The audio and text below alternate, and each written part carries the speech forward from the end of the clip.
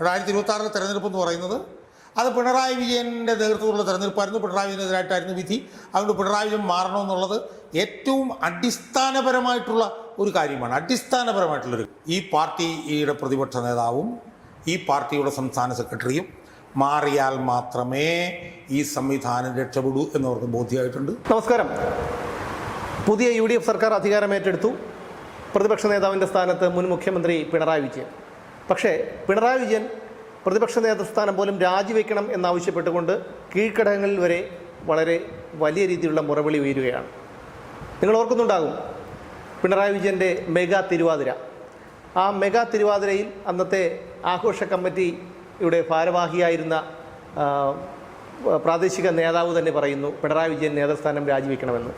ഒരിക്കൽ പുകഴ്ത്തിയവർ ഇപ്പോൾ പിണറായി വിജയനെ എഴുത്തുന്നു. പക്ഷേ അപ്പോഴും ഗോവിന്ദനും സ്വരാജും അടക്കമുള്ള മുതിർന്ന നേതാക്കൾ പിണറായി വിജയനെ സംരക്ഷിക്കുന്ന ഒരു നിലപാടാണ് സ്വീകരിക്കുന്നത്. അത് നമ്മൾ മുമ്പും പിണറായി വിജയൻ്റെ ഇനിയുള്ള ഭാവിയെക്കുറിച്ച് ചർച്ച ചെയ്തിരുന്നതാണ്. പക്ഷേ നമ്മൾ കണക്ക് കൂട്ടിയതിനേക്കാൾ പരിതാപകരമാണ് ഇപ്പോൾ പിണറായി വിജയൻ്റെ അവസ്ഥ. എങ്ങനെയാണ് ആ പതനം, ആ ഒരു വൻമരത്തിൻ്റെ പതനം ഇനി സംഭവിക്കുക, പൂർണ്ണമായി സംഭവിക്കുക? ഇപ്പോൾ നടക്കുന്ന ഈ വിമർശനങ്ങളുടെ പശ്ചാത്തലത്തിൽ നമ്മൾ ഈ വിഷയത്തെ ഒന്ന് ആഴത്തിൽ പരിശോധിക്കണം എന്നാണ് എനിക്ക് തോന്നുന്നത്. കേരളത്തിൻ്റെ ചരിത്രത്തിലില്ലാത്തത്ര ദയനീയമായൊരു പരാജയത്തിലേക്കാണ് CPM ഇപ്പോൾ കൂപ്പുകുത്തിയിരിക്കുന്നത്. 63-64 MLA കണ്ട് 2021 ഉണ്ടായിരുന്നിടത്ത് നിന്ന് 2026 ആയപ്പോഴത്തേക്കും ഏതാണ്ട് 29 MLA കൂപ്പുകുത്തിയിരിക്കുന്നു. എല്ലാ പ്രതിപക്ഷവും കൂടെ ചേർന്നാലും ഈ പറഞ്ഞതുപോലെ എത്രയാ 138 പേര് എന്നുള്ള നിലയിലേക്ക് അവർ കൂപ്പുകുത്തിയിരിക്കും. ഇങ്ങനെ കൂപ്പുകുത്താനുള്ള ഏറ്റവും പ്രധാനപ്പെട്ട കാരണം എന്ന് പറയുന്നത് ഇടതുപക്ഷ ജനാധിപത്യ മുന്നണിയെ നയിച്ച പിണറായി വിജയൻ എന്ന് പറയുന്ന ഒരു നേതാവിനോടുള്ള വലിയ തോതിലുള്ള പകയും വെറുപ്പും അറപ്പും ആയിരുന്നു എന്നുള്ളത് കേരളത്തിലെ CPM അണികൾക്കെന്നല്ല, കേരളത്തിലെ മുഴുവൻ ജനങ്ങൾക്കും അറിയാം. ഇപ്പോൾ ഉദാഹരണത്തിന് ഞാൻ എൻ്റെ ഒരു വ്യക്തിപരമായ അനുഭവം ഞാൻ പറയാം. ഞാൻ എൻ്റെ വീഡിയോയിൽ ഈ തെരഞ്ഞെടുപ്പ് കഴിയുന്നതിന് മുമ്പ് പിണറായി വിജയൻ പോകും എന്ന് പറഞ്ഞൊരു ലോഗോ ഞാൻ എൻ്റെ പ്രതിപക്ഷത്തിൽ കാണിക്കുമായിരുന്നു. അപ്പോൾ ഇടയ്ക്കിടയ്ക്ക് ആ ലോഗോ ഇങ്ങനെ വരും. പിണറായി വിജയൻ തോറ്റു കഴിഞ്ഞപ്പോൾ ഞാൻ പിണറായി വിജയൻ പോയി എന്നാക്കി ആ ലോഗോ എൻ്റെ വീഡിയോയിൽ ഇങ്ങനെ തുടരുകയായി. അപ്പോൾ ഇന്നലെ വിദേശത്തു നിന്ന് ഒരു മനുഷ്യൻ എന്നെ അങ്ങനെ ആദ്യമായിട്ടാണ് വിളിക്കുന്നത് എനിക്ക് തോന്നുന്നു. വിളിച്ചിട്ട് എന്നോട് പറഞ്ഞു, സാർ ദയവ് ചെയ്തൊരു കാര്യം ചെയ്യണം, ഇത്രയും അറപ്പും വെറുപ്പും ഉളവാക്കുന്ന ഒരു മനുഷ്യൻ്റെ ലോഗോ സാറിൻ്റെ വീഡിയോയിൽ ഇങ്ങനെ കാണിച്ചുകൊണ്ടിരിക്കരുത്, ഇത് ശരിയല്ല. ഇത്രയേറെ മനുഷ്യൻ വെറുക്കുന്ന ഒരു മനുഷ്യൻ്റെ ചിത്രം എന്തിനാണ് സാറിൻ്റെ ഈ യൂട്യൂബിൽ എപ്പോഴും ഇങ്ങനെ കാണിക്കുന്നത്? അതുകൊണ്ട് ദയവായി സാറ് ഈ പടം എടുത്ത് മാറ്റണം. കാരണം കേരളത്തിലെ ജനങ്ങൾ വെറുക്കുന്ന, മറക്കാൻ ആഗ്രഹിക്കുന്ന ഒരു മനുഷ്യനാണ് ഇയാൾ. അപ്പോൾ അയാളുടെ പടം സാറിൻ്റെ ഈ വീഡിയോ, സാറിൻ്റെ സംസാരം കേൾക്കുന്ന സമയത്ത് സാറിൻ്റെ ഒരു സൈഡിൽ ഇയാളുടെ വീഡിയോ വരുന്നത് വളരെ ബോറാണ്, അതുകൊണ്ട് സാറ് അതെടുത്ത് മാറ്റണം എന്ന് എന്നെ പരിചയം പോലും ഇല്ലാത്ത ഒരാൾ വിദേശത്തു നിന്ന് വിളിച്ച് എന്നോട് പറയുകയാണ്. അപ്പോൾ ഞാൻ എന്നോട് പറഞ്ഞു, നിങ്ങൾ പറഞ്ഞതിനോട് ഞാൻ യോജിക്കുന്നു, ഞാനത് നീക്കാം എന്ന് ഞാൻ പറഞ്ഞു. അപ്പോൾ ഇതിൽ നിന്നൊക്കെ നമുക്ക് മനസ്സിലാകുന്നൊരു കാര്യം എന്ന് വെച്ചാൽ കേരളത്തിലെ CPMൻ്റെ അണികൾ മാത്രമല്ല, കേരളത്തിൻ്റെ പൊതുമണ്ഡലം മറക്കാൻ ശ്രമിക്കുന്ന, കേരളത്തിലെ പൊതുമണ്ഡലം ഏറ്റവും അറപ്പോടുകൂടിയും വെറുപ്പോടുകൂടിയും ചിന്തിക്കുന്ന ഒരു കഥാപാത്രമാണ് പിണറായി വിജയൻ എന്നുള്ളതാണല്ലോ എന്ന് നമ്മൾ മനസ്സിലാക്കേണ്ടത്. അത് മുമ്പും അങ്ങനെ ആയിരുന്നല്ലോ. മുമ്പും അത് തന്നെയായിരുന്നു. മുമ്പ് അത് തന്നെ ആയിരുന്നു എന്നുള്ളതല്ല, മുമ്പ് അത് അങ്ങനെ ആയിരുന്നു എന്ന് നമ്മൾ പറയുകയായിരുന്നു ചെയ്തത്. അത് നമ്മുടെ ബോധ്യമാണ്. പക്ഷെ തിരഞ്ഞെടുപ്പിൽ ലക്ഷക്കണക്കിന് വരുന്ന ജനങ്ങൾ അത് വോട്ടിലൂടെ നമുക്ക് തെളിയിച്ചു തന്നു. മനസ്സിലായില്ലേ? ഇപ്പം പിണറായി വിജയനെതിരായിട്ടുള്ളൊരു വെറുപ്പാണ് ഈ UDFന് ഇത്രയും സീറ്റുകൾ നേടിക്കൊടുത്തത് എന്നുള്ളത് ആർക്കാണ് അറിയാൻ പാടില്ലാത്തത്? സംശയമൊന്നും. ഇനി പാർട്ടി അണികളിലേക്ക് വന്നാൽ പാർട്ടി അണികൾക്കും ഏറ്റവും കൂടുതൽ വെറുപ്പും അറപ്പും ഉള്ള ഒരാളായിരുന്നു പിണറായി വിജയൻ എന്ന കാര്യത്തിൽ നമുക്ക് ആരും തർക്കമില്ല. ഇപ്പോൾ കണ്ണൂരിലൊക്കെ ഉണ്ടായിട്ടുള്ള ഈ വലിയ തിരിച്ചടിയുടെ ഏറ്റവും പ്രധാനപ്പെട്ട കാരണം എന്ന് പറയുന്നത് പിണറായി വിജയനോടുള്ള വെറുപ്പാണ് എന്നുള്ളത് വളരെ വ്യക്തമാണ്. അത് വോട്ടെടുപ്പിൽ തന്നെ തെളിഞ്ഞതാണ്. ഇനി വോട്ടെടുപ്പ് കഴിഞ്ഞിട്ട് ഈ സംസ്ഥാന കമ്മിറ്റിക്ക് താഴോട്ട് നടക്കുന്ന ചർച്ചകൾ നമ്മളൊന്ന് പരിശോധിച്ച് നോക്ക്. അതിഭീകരമായിട്ടുള്ള പിണറായി വിരോധമാണ്. ഈ നടക്കുന്ന ചർച്ചകളിൽ ഏതാണ്ട് ഒരു 75-80% പിണറായിക്കെതിരായിട്ടുള്ള പിന്നെ അഭിപ്രായങ്ങളാണ് വന്നുകൊണ്ടിരിക്കുന്നത്. മനസ്സിലായില്ലേ? വെച്ചാൽ ഒരു വിട്ടുവീഴ്ചയില്ലാത്ത, ഒരു ബെല്ലും ബ്രേക്കും ഇല്ലാത്ത വിമർശനങ്ങൾ. കണ്ണൂർ ജില്ലാ കമ്മിറ്റി പിരിച്ചു വിടണം എന്നുള്ളത് ഇയാളുടെ ധാർഷ്ട്യം. ഇപ്പോൾ ഇയാൾ MLA സ്ഥാനം രാജിവെക്കണം, ഇയാളെ പ്രതിപക്ഷ നേതാവ് സ്ഥാനത്ത് നിന്ന് മാറ്റണം. അപ്പോൾ ആ നിലയിൽ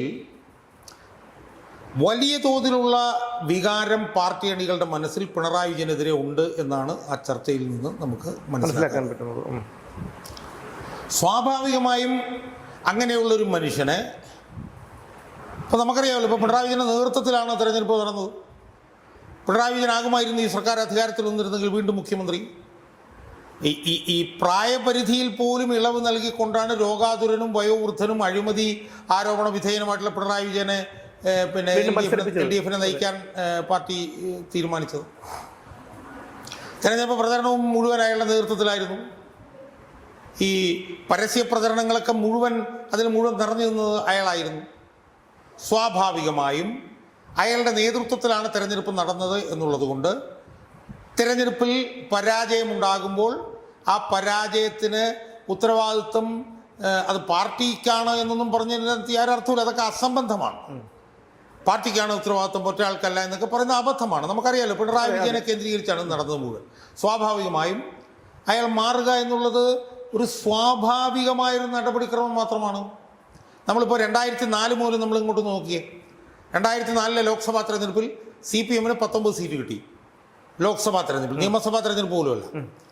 അപ്പോൾ വേണമെങ്കിൽ അന്ന് അധികാരത്തിൽ നിന്ന് UDF വേണേൽ പറയാം അത് ലോക്സഭാ തെരഞ്ഞെടുപ്പിൽ വേറൊരു പാറ്റേണാണ്, നിയമസഭാ തെരഞ്ഞെടുപ്പിൽ വേറൊരു പാറ്റേണാണ്, അതുകൊണ്ട് പിന്നെ മുഖ്യമന്ത്രി രാജിവെക്കേണ്ട കാര്യമില്ല എന്ന് പറയുന്നതിന് പകരം അന്ന് 19 സീറ്റിൽ പിന്നെ LDF ജയിച്ചപ്പോൾ അന്ന് മുഖ്യമന്ത്രിയായിരുന്ന AK ആൻ്റണി ആ സ്ഥാനം ഒഴിയുകയാണ് ചെയ്തത്. അവിടെ ഉമ്മൻചാണ്ടി വന്നത് നമ്മൾ കണ്ടതാണ്. അതിനുശേഷം 2016 നമ്മൾ നോക്കൂ. 2016 തെരഞ്ഞെടുപ്പിൽ UDF നേതൃത്വം നൽകിയത് ഉമ്മൻചാണ്ടിയാണ്. സ്വാഭാവികമായും ആ തെരഞ്ഞെടുപ്പിൽ UDF പരാജയം ഉണ്ടായി. അപ്പോൾ പരാജയം ഉണ്ടായ സമയത്ത് അന്ന് ഉമ്മൻചാണ്ടി തന്നെ പ്രതിപക്ഷ നേതാവാകുമെന്നാണ് നമ്മൾ വിചാരിച്ചത്. പക്ഷേ ഉമ്മൻചാണ്ടി മാറി, രമേശ് ചെന്നിത്തല അന്ന് പ്രതിപക്ഷ നേതാവായി. 2021 എന്ത് സംഭവിച്ചു? 2021 പിന്നെ രമേശ് ചെന്നിത്തല മാറാനിടയായ സാഹചര്യം എന്താ? രമേശ് ചെന്നിത്തലയാണ് ആ തെരഞ്ഞെടുപ്പിൽ നേതൃത്വം നൽകിയത്. രമേശ് ചെന്നിത്തല നേതൃത്വത്തിൽ തെരഞ്ഞെടുപ്പിൽ തോറ്റു, മാറി PD സതീശൻ വന്നു. അപ്പോൾ ഇതൊക്കെയാണ് നമ്മൾ UDF കാര്യത്തിൽ കാണുന്ന അനുഭവ സാക്ഷ്യം അതാണ്. പക്ഷേ LDF കാര്യത്തിൽ എന്താ സംഭവിച്ചിട്ടുള്ളത്? ഇപ്പോൾ മാത്രമല്ല, 2019 LDF വമ്പൻ പരാജയം ഉണ്ടായി. അന്ന് പിണറായി മാറിയില്ല. 2024 18 സീറ്റിലും LDF തോറ്റു, പിണറായി വിജയൻ മാറിയില്ല. 2025 പഞ്ചായത്ത് തെരഞ്ഞെടുപ്പിൽ അടപടലം തോറ്റു, പിണറായി വിജയൻ മാറിയില്ല. ഇപ്പോഴത്തെ 2026 തെരഞ്ഞെടുപ്പിലും തോക്കുന്നു, മാറുന്നില്ല. പക്ഷേ ഈ തെരഞ്ഞെടുപ്പുകളിലൊന്നും തോറ്റതുപോലെ അല്ല, ഈ മുമ്പത്തെ തെരഞ്ഞെടുപ്പുകളിലും തോറ്റ പോലെ അല്ല ഈ 2026 തെരഞ്ഞെടുപ്പ്. 2026 തെരഞ്ഞെടുപ്പ് എന്ന് പറയുന്നത് അത് പിണറായി വിജയൻ്റെ നേതൃത്വത്തിലുള്ള തെരഞ്ഞെടുപ്പായിരുന്നു. പിണറായി വിജയനെതിരായിട്ടായിരുന്നു വിധി. അതുകൊണ്ട് പിണറായി വിജയൻ മാറണമെന്നുള്ളത് ഏറ്റവും അടിസ്ഥാനപരമായിട്ടുള്ള ഒരു കാര്യമാണ്. അടിസ്ഥാനപരമായിട്ടുള്ളൊരു കാര്യം. അതാണ് കമ്മിറ്റികളിലുള്ള ചർച്ചകളിൽ പിന്നെ പ്രതിഫലിക്കുന്നത്. പക്ഷേ ഏറ്റവും അത്ഭുതകരമായി നമുക്ക് തോന്നുന്നു, ഏറ്റവും കൂടുതൽ ദയനീയമായിട്ട് നമുക്ക് തോന്നുന്നത് എന്താ? പാർട്ടി സംസ്ഥാന കമ്മിറ്റി കൂടിയിട്ട് പിണറായി വിജയൻ മാറണ്ട എന്ന് പറയുമ്പോൾ എത്ര അസംബന്ധമാണ്. ധാർമ്മികമായിട്ടുള്ള ഒരു ഉത്തരവാദിത്വം, അല്ലെങ്കിൽ നമുക്ക് സ്വയം ഒരു നാണക്കേട് തോന്നുന്ന ഒരു അവസ്ഥ ഏതൊരു മനുഷ്യനും ഉണ്ടാകും. ആ അവസ്ഥ പോലും ഉണ്ടാകാത്ത ഇയാളെ എന്താണെന്ന് പറയേണ്ടത്? നമ്മൾ സ്വയം മാറി നിൽക്കേണ്ടതല്ലേ? അല്ല, ഞാൻ പറഞ്ഞത് ഇപ്പോൾ സ്വയം അയാൾ മാറി നിൽക്കില്ല എന്ന് നമുക്കറിയാമല്ലോ. സ്വയം അയാൾ മാറി നിൽക്കില്ല എന്നുള്ളത് അയാളുടെ നടപടിക്രമങ്ങൾ കൊണ്ട് മുഴുവൻ നമ്മൾ മനസ്സിലാക്കുകയാണ്. ഇപ്പോൾ സ്വയം മാറി നിൽക്കാനാണെങ്കിൽ അയാൾ മുഖ്യമന്ത്രി സ്ഥാനാർത്ഥിയായിട്ട് വരാനേ പാടില്ലായിരുന്നു. അയാൾ രോഗാതുരനാണ്. അയാൾക്ക് പിന്നെ 19 വയസ്സ് ഉള്ള മനുഷ്യനാണ്. അയാൾ 2 ടൈം മുഖ്യമന്ത്രി ആയതാണ്. സ്വാഭാവികമായും പാർട്ടി അണികളുടെ ഇടയിൽ ഒരു മുഖ്യമന്ത്രി സ്ഥാനാർത്ഥി എന്ന് പരിഗണിക്കാവുന്ന ഒരു വനിത അപ്പുറത്ത് നിൽക്കുകയാണ്. അപ്പോൾ സ്വാഭാവികമായി എന്തെങ്കിലും ഉളുപ്പ് അയാൾക്കുണ്ടായിരുന്നെങ്കിൽ അയാൾ മത്സരിക്കില്ലായിരുന്നു, അയാൾ മാറി നിൽക്കുമായിരുന്നു. ആ ഉളുപ്പില്ലാത്തതുകൊണ്ടാണ് അയാൾ മത്സരിച്ചപ്പോഴും അയാളുടെ നേതൃത്വത്തിനാണ് മത്സരിച്ചത്. അതെ, അയാളായിരുന്നു മുന്നിലുണ്ടായിരുന്നില്ല, പിണറായി സർക്കാർ പോലും ആയിരുന്നില്ല, പിണറായി ആയിരുന്നു മുന്നിലുണ്ടായിരുന്നത്. പാർട്ടിക്കൊന്നും അതിനകത്ത് യാതൊരു റോളും ഉണ്ടായിരുന്നില്ല. സ്വാഭാവികമായും തെല്ലെങ്കിലും ഉളുപ്പ് ബാക്കിയുള്ളവനാണെങ്കിൽ എൻ്റെ നേതൃത്വത്തിലാണ് തെരഞ്ഞെടുപ്പ് മത്സരിച്ചത്. വലിയ വമ്പൻ പരാജയം ഉണ്ടായിരിക്കുന്നു. അത് ഞാൻ അതിൽ നിന്ന് മാറുന്നു. അയാൾ പറയില്ല, കാരണം അയാൾ യാതൊരു ഉളുപ്പില്ലാത്ത ചെവിക്ക് പിടിച്ച് പുറത്തിറക്കി വിടുന്നത് പോലെയാണ് ഇപ്പോൾ കീഴ്ഘടകങ്ങളിൽ നിന്ന് അയാൾക്കെതിരെ. ഞാൻ പറഞ്ഞു വരുന്നത് ഇയാൾക്ക് ഉളുപ്പില്ലെങ്കിൽ ആ ഉളുപ്പില്ലാത്ത മനുഷ്യനെ ചെവിക്ക് പിടിച്ച് മാറ്റി നിർത്താനുള്ള ഉത്തരവാദിത്വം പാർട്ടി സംസ്ഥാന കമ്മിറ്റിക്കല്ലേ? സംസ്ഥാന കമ്മിറ്റിയിലിരിക്കുന്ന ആരൊക്കെ ഇവരുടെ ആൾക്കാരാണല്ലോ. അല്ലല്ല, ഞാൻ പറഞ്ഞു അതൊന്നും ഇപ്പം അയാളുടെ ആൾക്കാരെന്നും പറഞ്ഞ ആരും ഒന്നും ഈ പാർട്ടിയിലില്ല. അല്ല, ഗോവിന്ദനും സ്വരാജും തോറ്റു കഴിഞ്ഞാൽ സംസ്ഥാന സെക്രട്ടേറിയറ്റ് അല്ലല്ലോ ഇയാൾ തുടരണമെന്ന് തീരുമാനിച്ചത്. 85-90 പേരുള്ള സംസ്ഥാന കമ്മിറ്റിയല്ലേ ഇയാൾ തുടരണമെന്ന് തീരുമാനിച്ചത്. സംസ്ഥാന കമ്മിറ്റിക്ക് നാളെ തെരഞ്ഞെടുപ്പിൽ ജയിക്കണ്ടേ? നാളെ തെരഞ്ഞെടുപ്പിൽ ജയിക്കണമെങ്കിൽ ഇയാൾ മാറണമെന്ന് പറയണ്ടേ? ഇതിനെന്ത് സംഭവിച്ചു? ഐക്യകണ്ഠേന തീരുമാനിച്ചു, അത് പോളിറ്റ് ബ്യൂറോയിലേക്ക് ചെന്നു. പോളിറ്റ് ബ്യൂറോയിലും വോട്ടെടുപ്പ് നടന്നു. 1-2 പേരുടെ വോട്ടെടുപ്പ് ഭൂരിപക്ഷത്തിനാണ് ഇയാൾ പാർട്ടി സെക്രട്ടറി പ്രതിപക്ഷ തുടരട്ടെ എന്നുള്ള തീരുമാനം അവരെടുത്തത്. പക്ഷെ പാർട്ടി അണികളുടെ ഹൃദയവികാരം എന്താണെന്നുള്ളത് ജില്ലാ സെക്രട്ടേറിയറ്റിലും ജില്ലാ കമ്മിറ്റിയിലും താഴെ ഏരിയ കമ്മിറ്റിയിലും നടക്കുന്ന ചർച്ചകളിൽ നിന്ന് പൂർണ്ണമായും പ്രകടമല്ലേ, പരിപൂർണമായും പ്രകടമല്ലേ? ഇനി എന്താണ് പിണറായി വിജയനെ കുറിച്ചിട്ട് പറയാനുള്ളത്? അപ്പം അതുകൊണ്ട് ഞാൻ വിശ്വസിക്കുന്നത് പാർട്ടിയുടെ ഈ ചർച്ച ജൂണിൽ അവസാനിക്കുന്നതോടെ എല്ലാ ഇതുവരെയുള്ള നടപടിക്രമങ്ങളും മാറ്റിവെച്ച് പിണറായി വിജയനെ പ്രതിപക്ഷ സ്ഥാനത്തു നിന്നും MP ഗോവിന്ദനെ പാർട്ടി സെക്രട്ടറി സ്ഥാനത്തു നിന്നും മാറ്റാൻ ഈ പാർട്ടി നിർബന്ധിതരാകും എന്നാണ് ഞാൻ വിശ്വസിക്കുന്നത്. കാരണം അത്രയ്ക്ക് അതിരൂക്ഷമായിട്ടുള്ള വികാരമാണ് പാർട്ടി അണികളിൽ നിന്ന് ഉയർന്നു വരുന്നത്.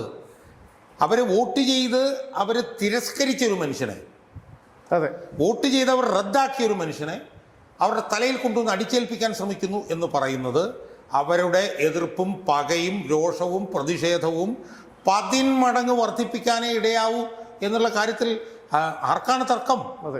അതുകൊണ്ട് അത്യസാധാരണമായ സാഹചര്യത്തിന് അത്യസാധാരണമായിട്ടുള്ള നടപടിക്രമങ്ങൾ വേണ്ടി വരും എന്ന് പറഞ്ഞു. നമുക്കറിയാം, ഇപ്പോൾ പാർട്ടി സെക്രട്ടറിയെ ഒരു പാർട്ടി സംസ്ഥാന സമ്മേളനം തീരുമാനിച്ചു കഴിഞ്ഞാൽ അടുത്ത പാർട്ടി സംസ്ഥാന സമ്മേളനത്തിൽ മാത്രമേ അയാളെ മാറ്റാൻ പറ്റുള്ളൂ.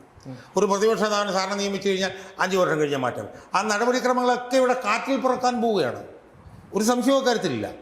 കാരണം അണികളെ സംബന്ധിച്ചിടത്തോളം അവർക്ക് വളരെ കൃത്യമായി അവർക്ക് ബോധ്യമായിട്ടുണ്ട്, ഈ പാർട്ടിയുടെ പ്രതിപക്ഷ നേതാവും ഈ പാർട്ടിയുടെ സംസ്ഥാന സെക്രട്ടറിയും മാറിയാൽ മാത്രമേ ഈ സംവിധാനം രക്ഷപ്പെടൂ എന്നവർക്ക് ബോധ്യമായിട്ടുണ്ട്. ആ വികാരമാണ് അവർ പ്രതിഫലിപ്പിക്കുന്നത്. പാർട്ടി ജില്ലാ സെക്രട്ടേറിയറ്റിൽ നടന്ന വിമർശനത്തെക്കാൾ തീവ്രമായ വിമർശനമാണ് പാർട്ടി ജില്ലാ കമ്മിറ്റിയിൽ നടന്നത്.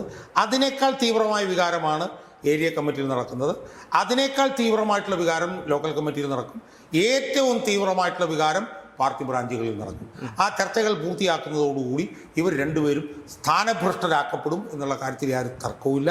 കാരണം അവർ സ്ഥാനഭ്രഷ്ടരായാൽ മാത്രമേ ഇതിനെന്തെങ്കിലും പ്രസക്തി ഇനി ഈ ഭാവിയിലുണ്ട് എന്ന് കണക്കാക്കാൻ പറ്റുള്ളൂ. ഞാൻ ചോദിക്കട്ടെ, ഇവർ സ്ഥാനഭ്രഷ്ടനാക്കിയില്ലെങ്കിൽ എന്താ ഇനി സംഭവിക്കാൻ പോകണം? നമ്മൾ അതിനെക്കുറിച്ച് ചിന്തിച്ചിട്ടുണ്ട്. അതേക്കുറിച്ച് പറയും. ഇപ്പോൾ പിണറായി വിജയൻ പ്രതിപക്ഷ നേതാവ് സ്ഥാനത്തിരിക്കുകയാണ്. സ്വാഭാവികമായി ഈ ഗവൺമെൻറ്റിന് പിണറായി വിജയനെതിരായിട്ടുള്ള അഴിമതി ആരോപണങ്ങൾ അന്വേഷിക്കേണ്ടി വരും. പിണറായി വിജയൻ്റെ മകൾക്കെതിരെ മകനെതിരെയുള്ള അഴിമതി ആരോപണങ്ങൾ അന്വേഷിക്കേണ്ടി വരും.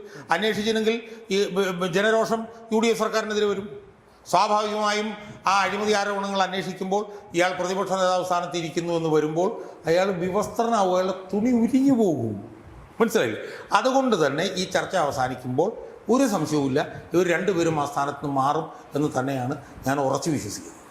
എനിക്ക് വ്യത്യസ്തമായിട്ടുള്ളൊരു ആഗ്രഹമാണുള്ളത്. കാരണം പിണറായി വിജയൻ ആ സ്ഥാനത്ത് തുടരണം, ഗോവിന്ദൻ പാർട്ടി സെക്രട്ടറി ആയിട്ട് തുടരണം. എങ്കിൽ മാത്രമേ ഈ പാർട്ടി കുറച്ചുകൂടി നാശം പൂർണ്ണമാകാനുണ്ട്. എങ്കിൽ മാത്രമേ അണികൾക്കൊന്നും ഇപ്പോഴും ഒരു മാറ്റവുമില്ല എന്നുള്ളതാണ്.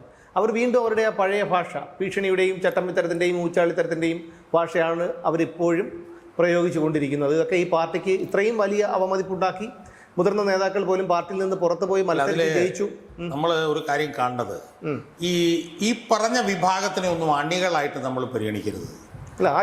അത് ഈ പാർട്ടിയിലുള്ള ഒരു ചെറിയ വിഭാഗം, മനസ്സിലായി, ഈ സാമൂഹ്യ മാധ്യമങ്ങളിലൊക്കെ കിടന്ന് അർമാണിരിക്കുന്ന ഈ ശക്തിധരന്റെ ഭാഷയിൽ പറഞ്ഞായിട്ടുള്ള ഒരു കാളികൂളി സംഘം, അവരാണിത്. നമ്മൾ പാർട്ടി അണികൾ എന്നുള്ള നിലയിൽ കാണേണ്ടവരാരാ? പാർട്ടി അണികൾ എന്നുള്ള നിലയിൽ കാണേണ്ടവർ ഈ പാർട്ടിയെ തോൽപ്പിച്ചവരാണ്. പാർട്ടിയുടെ ഈ പാർട്ടിയിലെ യഥാർത്ഥ അണികളാണ് ഈ പാർട്ടി കമ്മിറ്റികളിൽ ഇപ്പം അതിരൂക്ഷമായിട്ടുള്ള വിമർശനങ്ങൾ നടത്തുന്നത്. അവരാണ് 90-95%. 5% ഈ കാളികൂളി സംഘങ്ങൾ, മനസ്സിലായി. അവർക്കൊന്നും ഈ പാർട്ടിയിൽ നിലനിൽക്കാൻ കഴിയില്ല, മനസ്സിലായില്ലേ? അതുകൊണ്ട് തന്നെ ഈ പാർട്ടിയിൽ ഒരു നന്മ അവശേഷിക്കുന്നുണ്ട്. ആ നന്മ അവശേഷിക്കുന്നതുകൊണ്ടാണ് ഇതുപോലുള്ള വിമർശനങ്ങൾ നടക്കുന്നത്. ആ നന്മ അവശേഷിക്കുന്നതുകൊണ്ടാണ് ഇത്തവണ UDF അധികാരത്തിൽ വന്നത്. അതുകൊണ്ട് ആ നന്മ അവശേഷിക്കുന്നവർക്ക് ഈ പാർട്ടി നിലനിൽക്കണമെന്ന് ആഗ്രഹമുണ്ട്. അതുകൊണ്ടാണ് അവർ പിണറായി വിജയൻ MP ഒന്നിനും പോകണം എന്ന് ആഗ്രഹിക്കുന്നത്, മനസ്സിലായി. അപ്പോൾ അതുകൊണ്ട് ഈ പാർട്ടി എന്ന് പറയുന്നത് ഏറ്റവും മോശമായൊരു സംവിധാനമാണ്. ഈ പാർട്ടി എന്ന് പറഞ്ഞു കഴിഞ്ഞാൽ എല്ലാം നിശ്ചിത താല്പര്യം, അങ്ങനെയൊന്നും നമ്മൾ പറയരുത്. കാരണം അതല്ല ആ പാർട്ടി. പക്ഷെ ആ പാർട്ടിയിൽ ഇപ്പം നടക്കുന്ന ചർച്ചകളെന്ന് പറയുന്നത് ഈ പാർട്ടിയിലെ ന്യൂനപക്ഷമായിട്ടുള്ള നിക്ഷിപ്ത താല്പര്യക്കാരുടെ നേതൃത്വത്തെ പറിച്ചെറിയാൻ വേണ്ടിയിട്ടുള്ള ചർച്ചയാണ് നടന്നുകൊണ്ടിരിക്കുന്നത്. നമ്മൾ ഇതുവരെ കണ്ടുകൊണ്ടിരുന്നത് പാർട്ടി നേതൃത്വം എന്ത് തീരുമാനിച്ചോ അത് തൊണ്ട തൊടാതെ വിഴുങ്ങും എന്നുള്ളതാണ്. അവിടുന്ന് മാറി വി കുഞ്ഞികൃഷ്ണൻ്റെ പുസ്തകത്തിൽ പറയുന്നത് പോലെ അണികൾ പാർട്ടിയെ തിരുത്തുന്നതിൻ്റെ വ്യക്തമായിട്ടുള്ള ഉദാഹരണങ്ങളാണ് നമ്മളിപ്പോൾ കണ്ടുകൊണ്ടിരിക്കുന്നത്. എന്തായാലും അങ്ങനെ ഒരു മാറ്റമുണ്ടായാൽ തന്നെ ഇതിനെ നയിക്കാനൊരു നേതൃനിര വേണം. അങ്ങനെ ഒരു നേതൃനിര ഇപ്പോഴത്തെ CPM ഉണ്ടോ എന്നുള്ളതിനെക്കുറിച്ച് എനിക്ക് ഒരു ധാരണയുമില്ല. എന്തായാലും ഈ ഒരു പോക്ക് അപകടത്തിലേക്കാണെന്ന് ഞങ്ങളും പലതവണ സൂചന തന്നതാണ്. അതൊന്നും പരിഗണിക്കാതെയും ഗൗനിക്കാതെയുമാണ് മുന്നോട്ട് പോയത്. അതിൻ്റെ ഫലം അനുഭവിക്കുന്നുണ്ട്. എന്തായാലും പിണറായി വിജയൻ, കേരളത്തിലെ ഏറ്റവും ഭാഗ്യവാനും നിർഭാഗ്യവാനുമായിട്ടുള്ള പൊതുപ്രവർത്തകനായ പിണറായി വിജയൻ, രാഷ്ട്രീയക്കാരൻ, ഇതോടുകൂടി അവസാനിക്കുന്ന ഒരു കാഴ്ചയാണ് നമ്മൾ കാണാൻ പോകുന്നത്.